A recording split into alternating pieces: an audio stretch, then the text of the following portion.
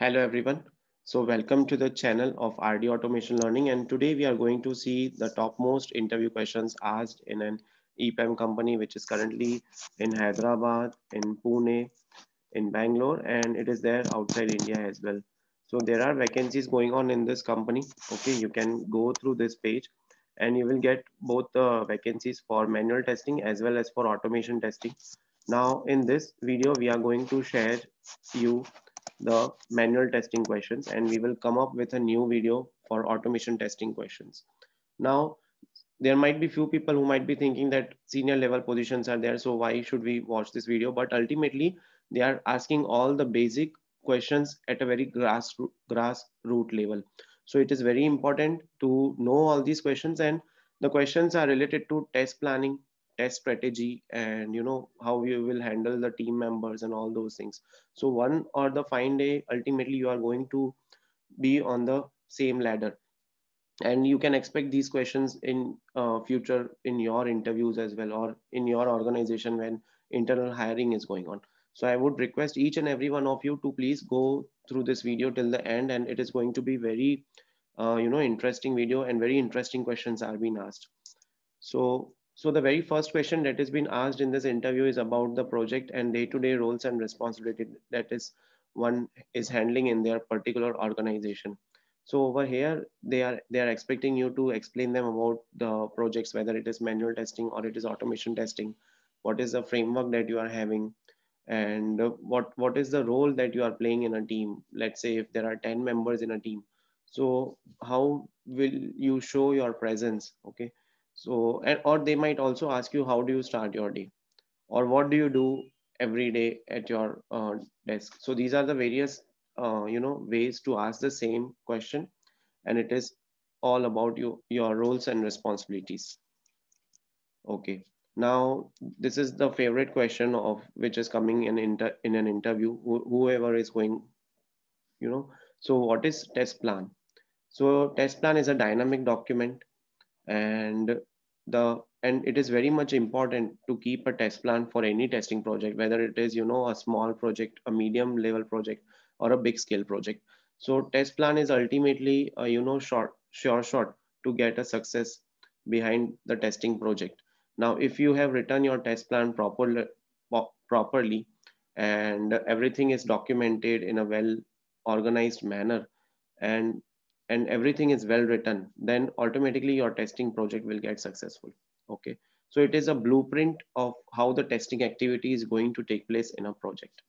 Okay, now they might also ask you how will you write the test plan, or have you seen the test plan? Now if you are getting interviewed for a senior level position, they will ask you how do you make the test plan. Okay, everything from scratch. And if you are being interviewed for a junior level position, or for less years of experience, then they might ask you what are all the things that you have seen in your test plan that has been created by the test manager or a test lead. So basically you should be prepared in that manner. So first of all, what what all things that will be there in the test plan? So let us see over here. First of all, it is going to be scope. Scope means test scenarios and whatever the test objectives are there, what we are going to validate, what is the purpose of this project, why the customer or the client needs this functionality, this product, or this enhancement. So all those things are being taken care over here. Out of scope means enhanced clarity on what we are not going to cover. Now let's say if as a test lead or as a QA lead, you mention some of the things as out of scope. For example, just consider for an example that you are mentioning that you are not going to test on an Safari browser, but you also have to give a proper clarity and a proper reason behind it, that why you are not going to cover that. Because ultimately after 6 months, when the testing project is live, or when someone looks at the test plan, then it is very difficult for one to remember why did not we cover this thing, or why it was put out of scope. So it is better to keep a proper reason also behind it. And ultimately this test plan would be shown to the stakeholder. It would be reviewed by the entire team when they will come on the when they will sit together in the conference room. They might see it what are all the things that are there on out of scope. So it is very much important to give a reason also, proper reason also, why we are not going to cover this. Okay. Next is assumptions. Now assumptions means all the conditions or all the things that are being provided into our document, that okay, these are all the things that should hold true, and then we are going to go forward like that. Then schedules means, test scenario preparation is there, test documentation, test cases, test data, setting up environment, test cycles. Let's say you are using a Jira as a test management tool. So how many test cycles you are going to create in that? What is the start date? What is the end date? If you are going for an agile SDLC, if you are working in an organization which is following agile, then then the test cycle would be covered in which sprint, in which iteration it would be covered, whether all the test cycles are being prepared or not, whether the team is ready with the proper test scenario documentation or not. That is, at least high level test scenarios should be there. Then test cases should be there. Then test data is very, very important, because ultimately the testers, whether they are manual or automation, they will be testing the functionality, testing the feature using that test data itself. Okay. Next comes roles and responsibilities. So which are all the team members that are going to be a part of this project? Who will do what? There might be 6 members. So you have to define, okay, 3 of these members are going to do manual testing. One of my member is going to write test cases. One of my member will do ad hoc testing, and one of my member will do automation testing. So it depends. What are all the responsibilities? What is the vision of the organization? How much automation coverage they are looking out for? So basically, you have to divide the work among the team members. So that is also covered in the test plan. Next is deliverables. Now deliverables is nothing but the test artifacts that are going to produce. Okay. So at what timeline it would be produced. Okay. So these are all the things that are going to cover. Next is environment. What kind of environment requirement exists? Who is going to be in charge? What to do in case of problems? Let's say the customer is demanding, this testing has to be done in an AWS environment or in an Azure on a cloud machine. So how much environments you are going to need to test this particular project? And what is going to be, who is going to be, taking the ownership from the environment side? What if the further uh, further extension of some cloud environment is required? Who is going to take care of, if any IT person is required? So he can be taking a part over here, or or even a test manager or one of the QA member can also be responsible for this kind of environment stuff. Next is tools. So as I mentioned, it might depend from organization to organization. Every company, they keep their tools and they keep on varying. Now, for example, over here we have taken Jira. Let's say if you are going to use Jira as a single source of truth for maintaining test cases, for writing new test cases, for bug tracking, for creating test cycles. So which are all the tools that are going to use? Again, if you are going to use some of the security testing tools, then you might need Fiddler, you might need OWASP. So all those things are required to be put over here. Next is defect management. Defect management means who are we going to report the defects to? How are we going to report? And what is expected? Do we provide screenshot? So these all things would be covered in the defect management. Even triaging would be taken care. That decision will also be, taken over here. Even risk, and then risk and risk management. So various type of risk are listed, and what is the likelihood and what is the impact. Let's say if we face this kind of a situation, then how much are we going to get impacted? And at last, exit criteria, that is when to stop testing. So this is a test plan, and as I mentioned, it would be a blueprint to you whenever you are creating a test plan in an organization or you are presenting someone. Now, if you are a junior person, you might be asked, questions like, what do you mean by environment in a test plan? What do you mean by deliverables? Which are the various deliverables you are listing in a test plan? What do you mean by scope or out of scope? So these are all the items that one has to put in a test plan template. Okay. So you might get questions directly from them. If you are being interviewed as a senior person, then you might be asked, how do you write test plan? Or give us some example if you have written some test plan when all the requirements were there or when requirements were not there. Okay. Next favorite question that has been asked in an interview is difference between the test plan and test strategy. Now, as we all know, test plan is a document that describes the scope, objective, and weight on software testing task, whereas test strategy describes how testing needs to be done. Okay. Now, test plan, it can be modified, whereas test strategy cannot be modified. Okay. Now, test plan is used at the project level, whereas test strategy is used at the organization level. Now, test plan has the primarily goal of how to test, when to test, and who will verify. Whereas test strategy has the primary goal of what technique to follow and which module to check. Okay, so it clearly defines there is a very thin line of difference between the two. One is test plan and one is test strategy. And again, test strategy is more of how you are going to take up the things, while test plan is more of what you are going to do. Okay, then test plan is carried out by the test manager, whereas test strategy is carried out by the project manager. Now, you might also get this question, how you are going to write a test strategy. Can you give us some document on it, or what are the do's and don'ts? What are the tips and tricks of creating a best test strategy document? Okay. So in this, you can explain them. First of all, there are 4 points over here that you need to explain. So the very first point that you have to focus is about the product background. Give the background uh, of the product that you are going to test. Why are we testing this product? What is the business use case? What is the business scenario? How it is going to help the customer? Okay, so anyone who will read this, first statement explanation, they will clearly understand what is the reason behind we are testing it, and why is this project so critical for our client or customer. Next is you have to list all the important features you are going to test. Okay. Now, if you are thinking some features which are not going to be part of this release, but they are ultimately going to be a part of next release, so don't put them under the features, under the section of features under testing. You can put them as features not to be tested label, and then you can during the next release you can move them to the section of features to be tested. Next is you have to write about the test approach also, like what types of testing you are going to conduct. Let's say if you are going to conduct apart from functional UI integration testing, you are going to conduct load stress testing. Then which is the tool also you are going to use.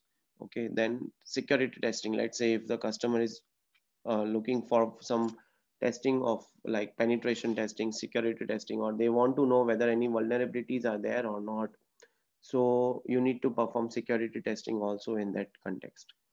Then then the last point is you have to answer the questions like how you are going to perform functional testing, whether it would be fully manual, whether it would be fully automated, or some percentage of manual, some percentage of automation, mix and match of both. Or are you going to execute all test cases from your test management tool? So so so this is basically deciding the priority also and severity also of what all test cases that you are going to take care in eventually whenever you get the release build. So which are all the test cases, the high priority test cases that you will be targeting to test. And like this 1000 test cases you will be keeping, for an example, in a suit, that once they are getting executed, once they are passed, then only you will give a green flag to the customer that yes, you are good for release. So these are all the questions that you have to put in a test strategy document. I mean the explanations of this kind of questions you have to put. Okay. Now next few questions that are asked is, which bug tracking tool you are going to use? What will be the process when you find a new bug? Okay. Now which bug tracking tool you are going to use? So you have to tell them whether it is Jira, it is Bugzilla, or some other tool. Next is what will be the process when you will find a new bug? Now when you have found a new bug, so what are all the preliminary analysis that you will do when you are finding a new bug? It is not a tester's responsibility to just open the bug tracking tool, raise a ticket, and close the laptop and go home. No, it's not like that. Ultimately, whenever a defect is found, then the tester is responsible to get into more and more details of the bug. They should catch the screenshot also. They should identify the logs also, at what particular state, for what particular scenario, or for what particular value, for what particular test case this defect has been introduced. It might happen that it is a corner case. Let's say if it is happening only on one particular operating system, and that too again it is happening either in 32-bit or in only on 64-bit, so that also you have to identify. So so the more information you are going to give to the development team, the more proper fix you will get from their side, and the more quick fix you will get. Okay, then what are your test entry and exit criteria? So again, it depends on the project to project. Exit criteria and entry criteria, let's say in entry criteria you can tell like these are all the test cases should be ready, the environment should be ready. And in exit criteria you can tell all the P0 bugs, that is greater than or equal to major, critical or blocker bugs are being resolved, then you are good to eh, you are good to exit testing. How will you track your testing progress? What metrics are you going to use for tracking test completion? So these are all the things that might be asked to you. Next is task distribution. Define the roles and responsibilities of each team member.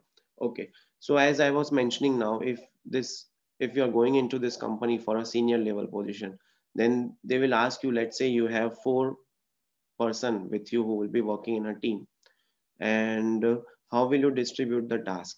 How will you distribute the responsibilities to each and every team member of your team? So you can tell them that as I have got, for example, 4 people. So 2 person will be writing test cases initially. 1 person would be doing API testing along with the developer, and 1 person, would be creating an automation framework. This is an ideal level scenario. Now let's say if everything is into the testing. Now then you might get some questions like, let's say if you get everything into the testing on first day itself, then how will you uh, give the roles and responsibilities? So you can tell when everything is given into the testing on the first day. So the for one iteration for one particular one week you can tell, or if you have iteration of 2 weeks, so you can tell for one iteration all the 4 testers would do testing just to make sure that whether the product is stable or not, and we'll try to find out whether it is good for automation or not. And let's say if they are giving you the scenario of um, you are into a middle of the project and you have got only 2 members, so what will be your decision at that time? How you will distribute the roles and responsibilities? So it depends on at what at what timing of the project you are getting new team members, or you have the same team limit with you or not. Next is, what documents will you produce during and after the testing phase? Okay, so this is again, during the testing we have got various documentation, and after the testing we are providing the test coverage document, or we are also giving them the release document, like which are all the defects that were found and those are fixed, of what severity the defects were found out. The test cycle document, the document with various test cycles you can give. There are basically 2 types of test cycles that you will create.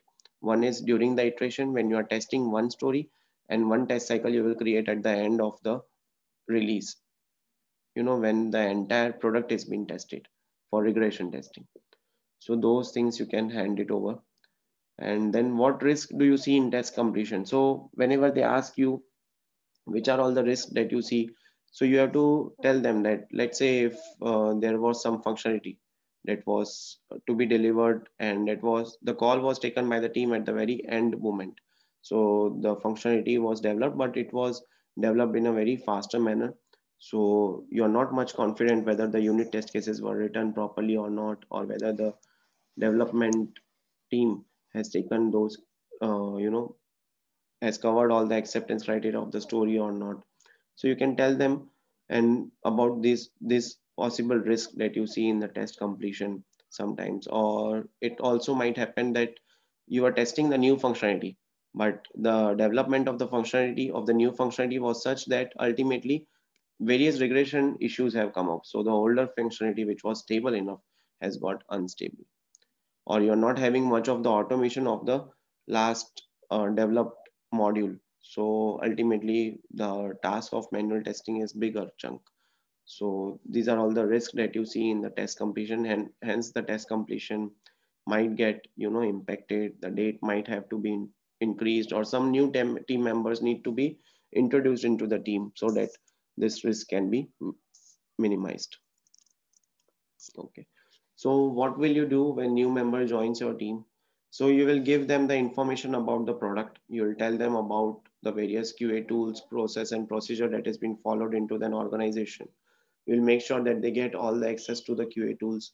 If it's a Jira or it's a Mingle tool, or it's a kind of the test test case creation tools that you have. So they should get the access of all the QA tools over there. Then what is the and then you'll also give them a knowledge transfer or an overview also about the QA process that has been followed.